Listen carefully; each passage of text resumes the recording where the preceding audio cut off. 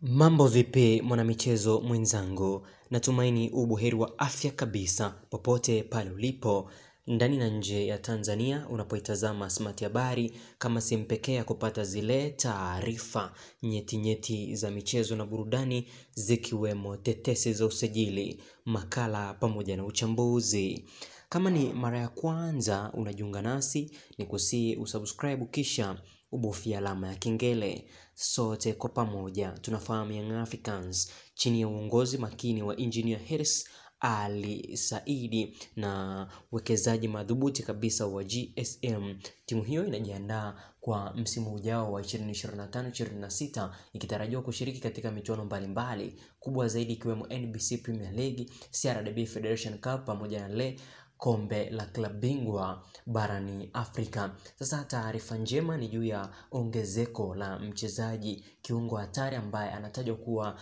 mrithi wa Stefano Aziz Ki ambaye tayari yeye ameshatimkia kule katika klabu ya Wydad Athletics ya nchini Morocco. Taarifa njema ni kuhusiana na usajili wa mchezaji Josafat Athubada mwenye umri wa miaka 22 ambaye kwa sasa anakipiga katika klabu ya Singida Black Stars, na tunafahamu katika mechi ya mwisho ambapo walicheza dhidi ya Simba, wakati Singida Black Stars wakiibuka na ushindi wa goli 3-1, mchezaji huyo alifanikiwa kufanya dribbles na kuwapa wakati mgumu wachezaji wa kikosi cha Simba kama Zimbwe Junior, Chemalon Chamu, na namna alivyokuwa akiweka pasi sahihi kwenye eneo sahihi akimpasia Soa, na hatimaye basi Singida Black Stars wakafanikiwa kufuzu katika hatua ya finali ya kombe la CRDB Federation Cup ambapo tarehe 28 mwezi huu wa 5 watacheza dhidi ya Young Africans katika uwanja wa New Amani Complex kule visiwani Zanzibar. Sasa